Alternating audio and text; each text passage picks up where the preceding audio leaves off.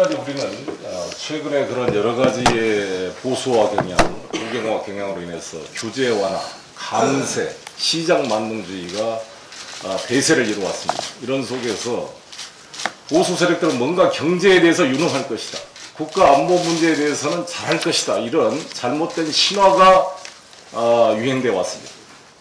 그러나 부시 정권 8년 동안에 잘못된 이라크 전쟁으로 수천억 달러를 소비하면서 여러 가지로 대외의 안보 문제가 더 위태롭게 됐습니다. 미국의 안보가 더 위태로워졌습니다. 테러가 근절된 것이 아니라 더 분쟁이 확산이 됐습니다.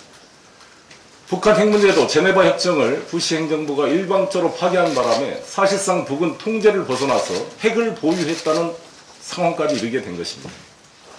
경제는 이번에 파생 금융 상품을 비롯한 규제 완화 때문에 사실상 월스트리트가 무너짐으로써 경제 역시 무능함을 보여줬습니다. 이명박 정부, 이명박 한나라당 정부도 유사한 길을 가지고 있다, 이렇게 저는 생각합니다. 남북 문제를 이렇게 격화시켜서 국가 안보 문제를 더 위태롭게 만들고 평화를 위태롭게 만들고 있다고 생각합니다. 경제 문제도 잃어버린 10년이라고 비판했던 이명박 정부가 집권 8개월 만에 모든 우리나라 국민들의 금융자산을 반토막으로 만들어버렸습니다.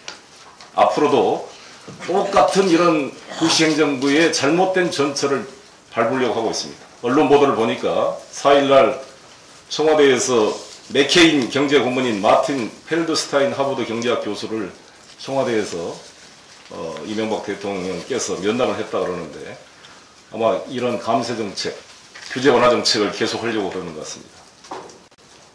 이제 저희 민주당 정말 국가 안보 문제에 있어서도 능력 있게 평화를 관리해내고 경제 문제에 있어서도 서민의 삶을 지키는 그런 당이 되도록 더욱더 배전의 노력을 해야 될 시점이다, 이렇게 저는 생각을 합니다.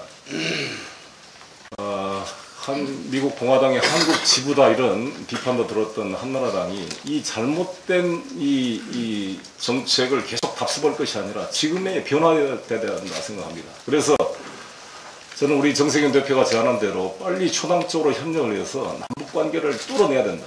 6.15 14선언을 계승해서 뚫어내야지, 그렇지 않으면 새로운 미국 정부에 의해서 북미 직접 대화, 미 중간의 그런 협력 관계를 통해서 대한민국이 한반도 문제에서 완전히 소외될 그런 가능성이 있다, 이 점을 지적하고 싶습니다.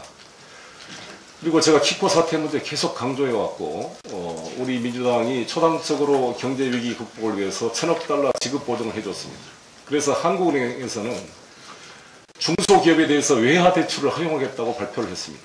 저는 환영 성명을 냈습니다.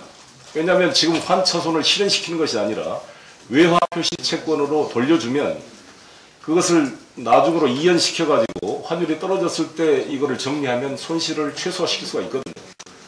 그런데 제가 현장 참고에 확인을 해보니까 대부분 은행들이 달러가 없다는 이유로 중소기업들의 달러 채권 채무 요구를 전부 청구해서 거절하고 있다고 합니다. 그래서 저는 이명박 대통령께 충고하고 싶습니다. 계속 라디오 연설에서 언론에 나와가지고 흑자도산은 맡겼다, 아버님이 수의였다, 중소기업 맡겼다고 이렇게 말만 할 게 아니라 청구에 가서 실제 확인을 해서 점검해가지고 실천이 되도록 만들어야 될 것입니다. 오죽했으면 한나라당 의원들조차도 이명박 정부를 나토 정권, 토크 온리 노 액션이라고 그렇게 지적을 하겠습니까?